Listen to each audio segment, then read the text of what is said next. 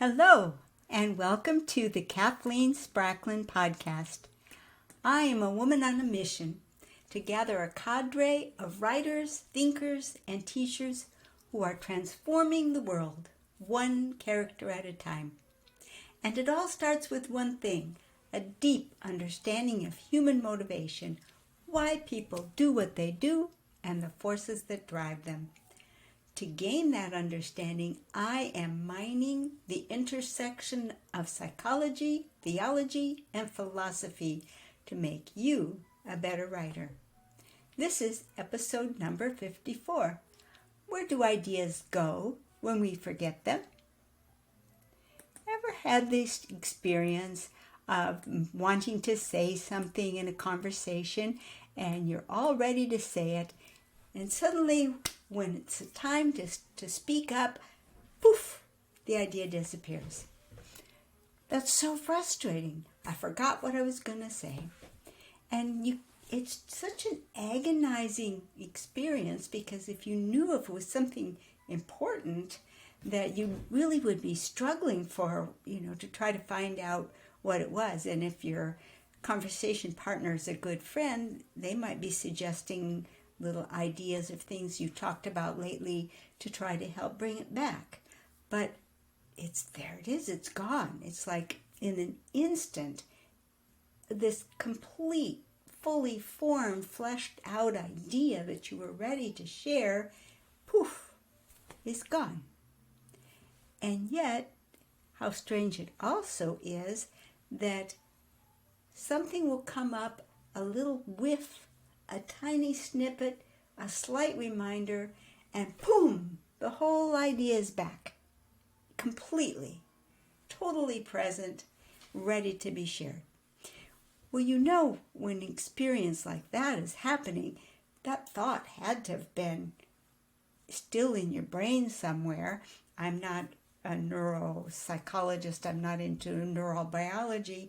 I can't speak to where that thought actually went. I can only ponder the question of where on earth did it go? But I have a very similar experience quite often to the concept of suddenly being able to remember a thought. And that is because I keep an analog Zettelkasten.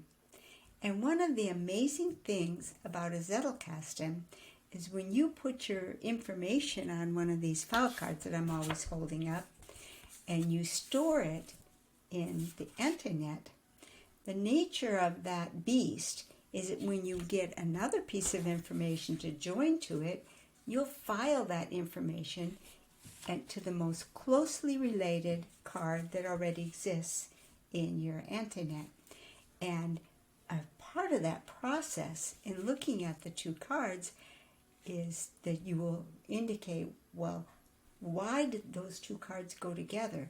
There's a link note that you're going to be putting into the new card that explains the relationship. But it's so exciting to encounter, especially when you encounter an idea that you haven't thought of in a while, and this new idea comes at it from a slightly different angle. The two ideas can multiply.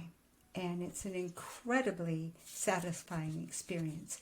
Not only does the original idea come completely back to mind, just like that thought that, oh, now I remember, but when it's hit by the new idea, there's often an explosion and a bubbling up of ideas that's downright exhilarating.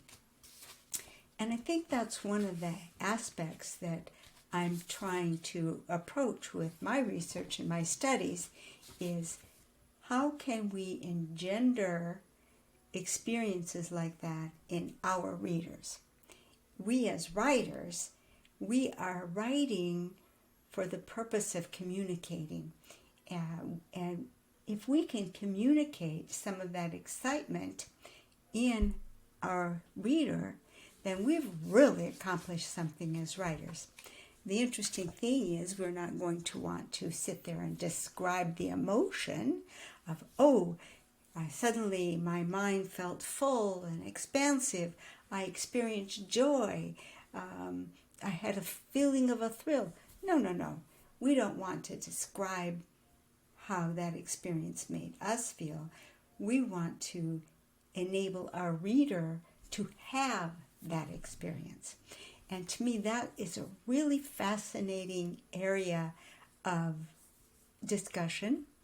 And I think it's something that I've spent a lot of time thinking about, and why I've gone into all of these character traits in so much detail in my studies, is that it's very often possible to share an emotional experience with your reader, not by describing the emotion, but by setting up the event in such a way that the reader themselves has their own emotional experience. And I just finished a 35 lesson, well, it's not quite finished. I've got 4 lessons to go of a 35 lesson course. I've got one more character trait that will come out next Monday, and then 3 other lessons on elements that are not quite character traits. But at the conclusion of that, I'm going to go for a completely different format. And the idea that I want to get at in the new format is I would want it to be more interactive. You know, I've enjoyed so much getting comments and emails and discussions when that's possible with those of you who are trying these things out in your writing. And I'm really very eager to open up the channels of communication so that it can be a two-way street. And I'm going to have a lot more to share with you over the coming few weeks, because there is a community that's going to be opening up that will make that possible. And I'll be sharing some of the details of that coming up. So I just very excited to be on this journey with you. And just in case you haven't heard yet, I have a new book coming out. The book is called Writing with Emotion: How to Inspire Your Readers and Get Them to Remember What You Write Forever. Because, of course, people remember things that are attached to emotions, and an emotional journey is going to be very, very memorable. And the book is a lot about this whole idea of engendering emotions instead of describing them. And the book should be out sometime in April, and I will definitely let you know when it's ready to be ordered.